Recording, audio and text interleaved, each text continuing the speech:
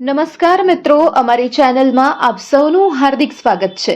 દોસ્તો, આજે ફાઇનાન્સ વિશેની કેટલીક વાત કરીએ તો આઈપીઓ વિશેની મહત્વની અપડેટ્સ લઈને આપના સમક્ષ આવ્યા છીએ. આજે આપણે વાત કરીશું ઈએનએસ એન્ટરપ્રાઇઝ આઈપીઓ વિશે.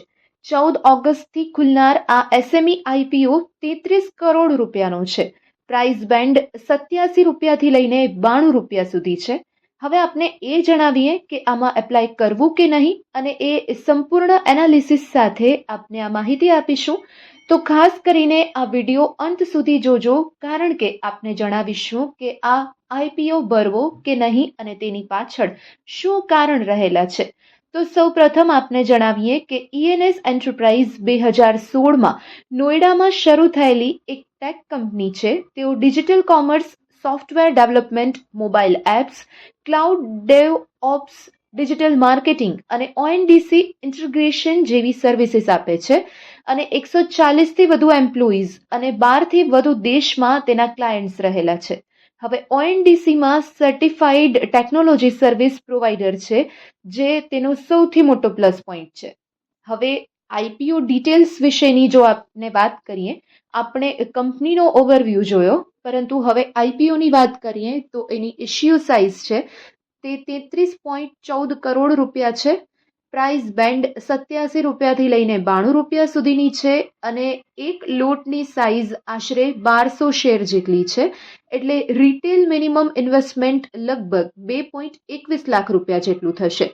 હવે આ આઈપીઓ ખુલશે ક્યારે? તો 14 ઓગસ્ટના આ આઈપીઓ માટેની એપ્લિકેશન શરૂ થશે અને 18 ઓગસ્ટ સુધી જ આ એપ્લિકેશન કરી શકાશે અને 21 ઓગસ્ટના બીએસઈ એસએમઈ પર આ આઈપીઓ ના શેર છે તે લિસ્ટિંગ થશે.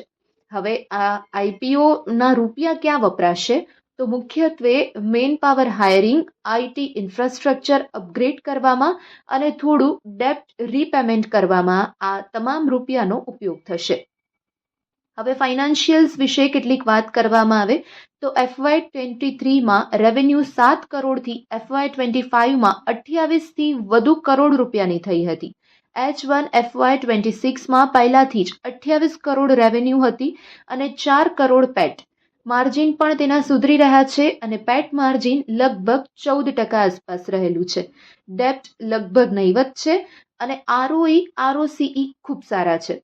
પોસ્ટ ઇશ્યુ માર્કેટ કેપ આશરે 125 કરોડ રૂપિયાની છે, એટલે જે આઈપીઓની વેલ્યુએશન છે એ પણ વ્યાજબી લાગે છે. હવે આપણે એના પ્રોઝ અને કોન્સની વાત કરીએ, એટલે કે પોઝિટિવ અને નેગેટિવ પોઈન્ટ્સની જો વાત કરવામાં આવે તો સૌથી પહેલા પોઝિટિવ પોઈન્ટ્સ કે આ કંપનીનો ખૂબ જ મજબૂત ગ્રોથ છે, ઓએનડીસી થીમ પર આધારિત છે, એનું ડેપ્ટ પણ ખૂબ ઓછું છે અને માર્જિન ખૂબ સારા રહેલા છે. હવે આ એના પોઝિટિવ પોઈન્ટ્સ થયા. નેગેટિવ પોઈન્ટ્સ એટલે કે કોન્સની વાત કરવામાં આવે તો એસએમઈ છે એટલે એની લિક્વિડિટી બીજાની કમ્પેરિઝનમાં થોડી ઓછી છે, કોમ્પિટિશન ખૂબ વધારે છે અને કંપનીની સાઇઝ છે એ થોડી નાની સાઇઝ છે. સો મારા મતે આ આઈપીઓ મધ્યમ અને લાંબા ગાળા માટે ખૂબ સારો લાગે છે. લિસ્ટિંગ ગેઇન માટે જીએમપી અને સબસ્ક્રિપ્શન જોઈને ખાસ નિર્ણય લેજો, પરંતુ યાદ રાખો કે આ અમારો પર્સનલ વ્યૂ છે, ઇન્વેસ્ટમેન્ટ એડવાઇઝ નથી. એટલે પોતાની રીતે પહેલા રિસર્ચ કરો અને ત્યારબાદ જ નક્કી કરો કે આ આઈપીઓમાં ઇન્વેસ્ટ કરવું કે ના કરવું. જો તમને આ વિડીયો ગમ્યો હોય તો લાઈક કરો, શેર કરો અને અમારી ચેનલને સબસ્ક્રાઇબ કરો. અને ખાસ અમને કમેન્ટમાં જણાવો કે શું તમે આ આઈપીઓમાં અપ્લાય કરશો કે નહીં. તો ફરી મળીશું આગલા વિડીયોમાં. ત્યાં સુધી અમારી ચેનલ સાથે જોડાયેલા રહો.